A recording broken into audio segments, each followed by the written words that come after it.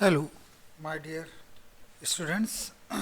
आई आइए application of differentiation में दो बहुत इंपॉर्टेंट क्वेश्चंस को डिस्कस करते हैं जो इलास्टिसिटी ऑफ डिमांड पर बेस्ड है।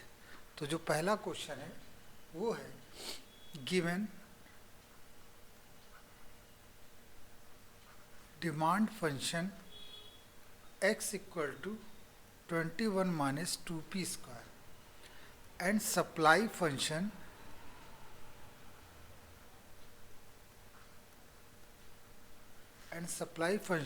x equal to 2p square minus 79। ठीक है। फाइंड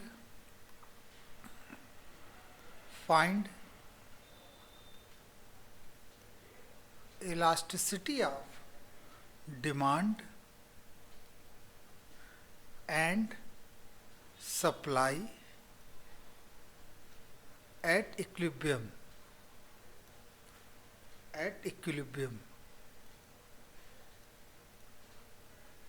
प्राइस आपको इक्विलिब्रियम प्राइस भी निकालना है।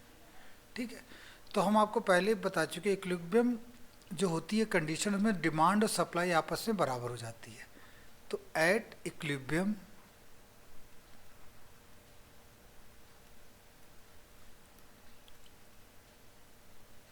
Demand equal to supply. तो डिमांड आपकी ये है 21 माइनस 2p स्क्वायर और सप्लाई ये है 2p स्क्वायर माइनस 79।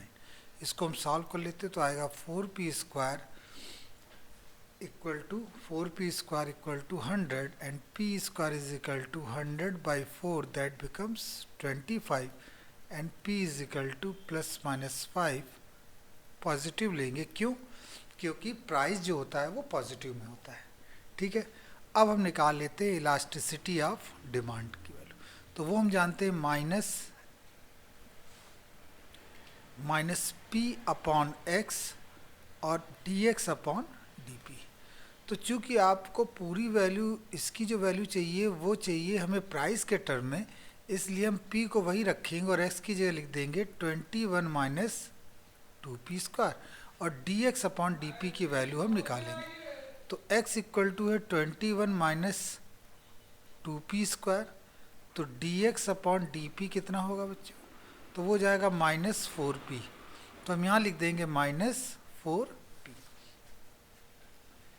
ठीक है। जैसे ही हम यहाँ माइनस 4p रख देंगे तो आप देख पा रहे हैं कि आपका कैलकुलेशन 4p स्क्वायर हो जाएगा अपॉन में 21 माइनस 2p स्क्वायर आ जाएगा और ये आपका आ गया elasticity of demand in terms of p। लेकिन हमें तो वैल्यू चाहिए किस में? हमें तो वैल्यू चाहिए एग्जैक्ट नंबर में। तो प्राइस कितना दिया है? प्राइस है 5, तो यहाँ लिखेंगे 4, ये है प्राइस स्क्वायर अपॉन 21 माइनस 2, ये है 5, ये स्क्वायर 100 21 माइनस 50 100 माइनस 29 और ये आ गया माइनस 3.44।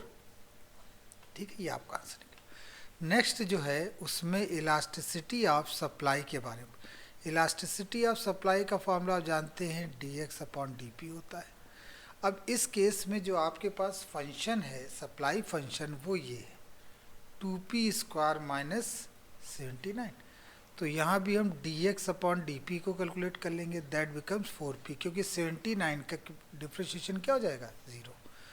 अब हम यहाँ पर p को p रखेंगे और x की जगह रख देंगे 2p स्क्वायर माइनस 79 और dx अपॉन dp की अगर हम बात कर लें तो वो वैल्यू है 4p। इसको सॉल्व कर लेते तो 4p square upon 2p square minus 79। इसमें हम वैल्यू पुट कर देंगे p इक्वल टू 5, तो ये 100 आ जाएगा और नीचे जब हम सॉल्व करेंगे तो आ जाएगा आपका 29, वो भी किस साइन में? माइनस के साइन में, क्योंकि ये 50 बनेगा, ये 79। इस हिसाब से इसकी वैल्यू आ जाएगी माइनस 3.44। ये इसके दो पार्ट थे। क्वेश्चन में दो चीज़ें पूछी गई थी, elasticity of demand, elasticity of तो ये दोनों ही हमने आपको यहाँ पर बता दी। अब एक और पॉइंट है इसमें, वो भी समझ लेते हैं। एक और question, a product has supply function Q equal to m under root P minus n, जहाँ m और n कांस्टेंट है, Q क्वांटिटी सप्लाइड है और P प्राइस पर यूनिट है। First part,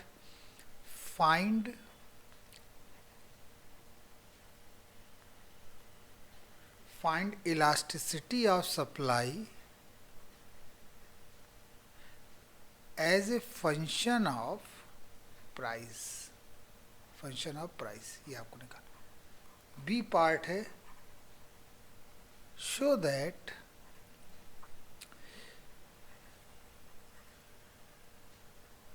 elasticity becomes unity at the price equal to 2n। ये हमारे पास दो question है, इनको हम यहाँ पर सॉल्व करते हैं। तो आइए देखिए, आपको सप्लाई फंक्शन दे रखा है, तो आप सप्लाई फंक्शन पहले लिखे, और ये पढ़ाने का जो इस पर है तरीका, ये इस पर कोई भी कमेंट आपको करना हो तो आप लिख सकते हैं कमेंट बॉक्स में, ठीक है। Q equal to m under root P minus n। चूँकि आप जानते हैं इलास्टिसिटी ऑफ सप्लाई का फार्मूला होता है P अपॉन x और dx अपॉन dp, लेकिन यहाँ पे तो x नहीं है, यहाँ तो Q चल रहा है, तो Q अपॉन dp ये हो जाएगा। तो हम इसको dq अपॉन dp डिफ्रेंशिएट कर लेंगे। m तो कांस्टेंट है, इसको पूरे को t मानेंगे, तो t मानेंगे तो t की पावर 1/2 डिफ्रेंशिएशन ये हो जाएगा, इनटू जिसे t माना उसे भी हमें डिफ्रेंशिएट करना होगा p के रिस्पेक्ट में। हमने बहुत ही विस्तृत आपको डिफ्रेंशिएशन पढ़ा रखा है, आप वहाँ से इन चीज़ों को देख सकते हैं। p1 तो ये आया m upon 2 under root p minus 1, ये आपका आया dq अपॉन dp। अब जब ये dq अपॉन dp आ गया तो अब फार्मूले में आप जानते हैं वैल्यू पुट कर देंगे, तो p को तो p रखेंगे, q की जगह हम ये वैल्यू पुट कर देंगे m under root p minus n, और dq अपॉन dp की value that is m upon 2 under root p minus 1।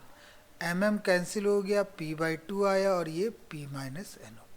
तो ये आपका आंसर यहाँ पर बना कि ये किसके टर्म में आया आपका इलास्टिसिटी ऑफ सप्लाई, ये इलास्टिसिटी ऑफ सप्लाई आया आपका प्राइस के टर्म में। अब इसका सेकंड पार्ट भी देख लेते हैं। सेकंड पार्ट में लिखा हुआ show that the elasticity becomes unity at price equal to 2n। इन्होंने कहा कि अगर इलास्टिसिटी ऑफ सप्लाई 1 हो देन अब बताइए कि जो प्राइस होगा वो 2n होगा, प्राइस बिकम्स 2n, ठीक है। तो ES या NS ये दे रखा है, तो क्वेश्चन में ये हमने निकाला था, यहाँ वैल्यू पुट कर देंगे। हम यहाँ लिखेंगे क्या कि NS equal to P upon 2 bracket में P माइनस n, और इसकी वैल्यू कितनी है 1, तो P is equal to 2P minus 2n and 2n is equal to P। तो आप देख सकते हैं यहाँ पर P 2n minus P equal to 2n आ गया। यही आपसे पूछा गया था। आई होप ये आपको समझ में आ गया होगा, ठीक है, और ये आपके लिए काफ़ी फ़ायदेमंद होगा। Thank you very much.